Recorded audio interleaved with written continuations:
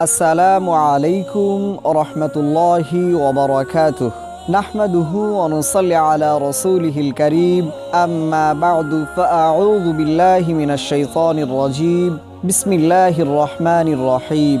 সম্মানিত শ্রোতাবৃন্দ, রোজা ইসলামের তৃতীয় মূল স্তম্ভ। রোজা শব্দের অর্থ হচ্ছে বিরত থাকা, আর আরবিতে এর নাম সাওম, বহুবচনে সিয়াম, যার শাব্দিক অর্থ হচ্ছে কোনো কাজ থেকে বিরত থাকা।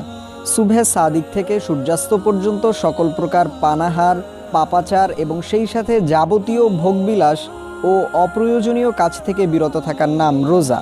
কুরআন ও হাদিসের আলোকে আজকে আলোচনা করব মাহে রমজানের বিস্তারিত বিষয় সম্পর্কে। আলোচনার পুরোটা সময় জুড়ে আপনাদের সাথে থাকব আমি, হাফিজ মোহাম্মদ হাসানুল হক।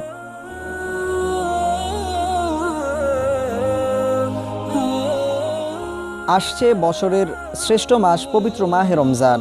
মর্যাদাপূর্ণ এই মাসে আল্লাহ তাআলা তার বান্দাদের জন্য রেখেছেন অফুরন্ত নিয়ামত। কুরআনের ভাষায়, হে নবী, আপনি বলুন, এটা আল্লাহর অনুগ্রহ ও তার রহমতই হয়েছে, সুতরাং এতে তারা যেন আনন্দিত হয়। তারা যা কিছু সঞ্চয় করে এটা তার চেয়ে উত্তম। মহান আল্লাহ তাআলা এই পবিত্র মাসকে যেসব গুণ ও মর্যাদার মাধ্যমে মহিমান্বিত করেছেন তার পূর্ণ বিবরণ কুরআনুল কারীম ও হাদিসের বিভিন্ন কিতাবে এসেছে। অত্যন্ত ফজিলতপূর্ণ এই মাসের বিশেষ কিছু বৈশিষ্ট্য আপনাদের কাছে উপস্থাপন করছি। মুসলমানদের জন্য সর্বোত্তম মাস। রমজানের ফজিলত বর্ণনা করতে গিয়ে রাসূলুল্লাহ সাল্লাল্লাহু আলাইহি ওয়াসাল্লাম চমৎকার বর্ণনা করেছেন। তিনি বলেছেন, আল্লাহ তাআলার কসম, মুসলমানদের জন্য রমজানের চেয়ে উত্তম কোনো মাস আসেনি এবং মুনাফিকদের জন্য রমজান মাসের চেয়ে অধিক ক্ষতির মাসও আর আসেনি। কেননা মুমিনগণ এ মাসে গোটা বছরের জন্য ইবাদতের শক্তি ও পাথেয় সংগ্রহ করে, আর মুনাফিকরা এতে মানুষের উদাসীনতা ও দোষ ত্রুটি অন্বেষণ করে। এ মাস মুমিনের জন্য গনিমত আর মুনাফিকের জন্য ক্ষতির কারণ। কুরআন অবতীর্ণের মাস। রমজান মাস কুরআন নাজিলের মাস। এ মাসেই আল্লাহ তাআলা পূর্ণ কুরআন মাজিদ লাউহে মাহফুজ থেকে প্রথম আসমানে অবতীর্ণ করেন। কুরআন মাজিদে আল্লাহ তাআলা রমজানের পরিচয় ও গুরুত্ব বর্ণনা করতে গিয়ে সর্বপ্রথম এই বৈশিষ্ট্যের কথাই উল্লেখ করেছেন। ইরশাদ হয়েছে, রমজান মাস, যে মাসে কুরআন অবতীর্ণ হয়েছে, যা মানুষের জন্য হেদায়েত এবং সুপথ প্রাপ্তির সুস্পষ্ট পথ নির্দেশ আর হক বাতিলের মধ্যে পার্থক্যকারী। সুতরাং তোমাদের মধ্যে যে কেউ এ মাস পাবে সে যেন অবশ্যই এর রোজা রাখে। সিয়াম ও কিয়ামের মাস।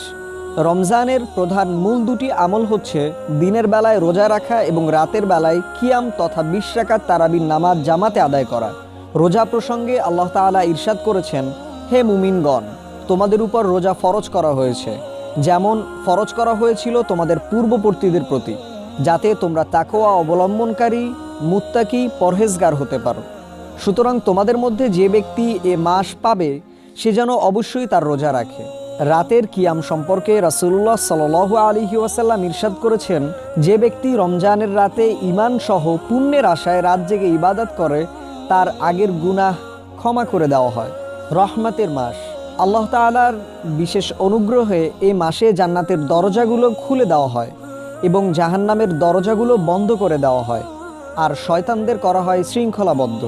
এক হাদিসে রাসূলুল্লাহ সাল্লাল্লাহু আলাইহি ওয়াসাল্লাম বলেছেন, যখন রমজান মাসের আগমন ঘটে তখন জান্নাতের দরজাগুলো খুলে দেওয়া হয় এবং জাহান্নামের দরজাগুলো বন্ধ করে দেওয়া হয়, আর শয়তানদের শৃঙ্খলাবদ্ধ করা হয়।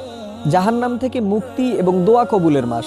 রমজানের আরেকটি বৈশিষ্ট্য হচ্ছে আল্লাহ তাআলা তার নিজ অনুগ্রহে এই মাসে অসংখ্য বান্দাকে জাহান্নাম থেকে মুক্তি দান করেন এবং তাদের দোয়া কবুল করেন।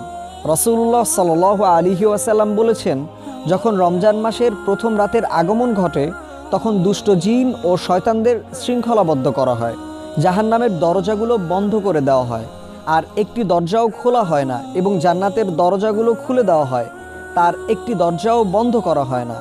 আর একজন ঘোষক ঘোষণা করতে থাকে, হে কল্যাণের প্রত্যাশী, অগ্রসর হও, হে অকল্যাণের প্রার্থী, থেমে যাও। আর আল্লাহ তাআলা এই মাসের প্রতি রাতে অসংখ্য জাহান্নামীকে মুক্তি দান করেন।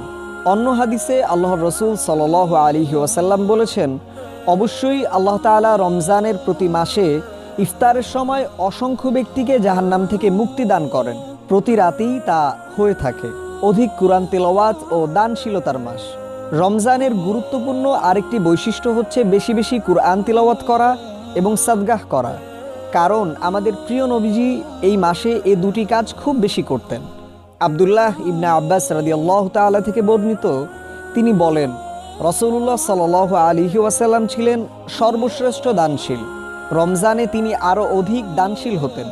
যখন জিবরাইল আলাইহি ওয়াসাল্লাম তার সঙ্গে সাক্ষাৎ করতেন, আর রমজানের প্রতি রাতেই জিবরাইল আলাইহিস সালাম তার সঙ্গে দেখা করতেন এবং তারা একে অন্যকে কুরআন তেলাওয়াত করে শোনাতেন।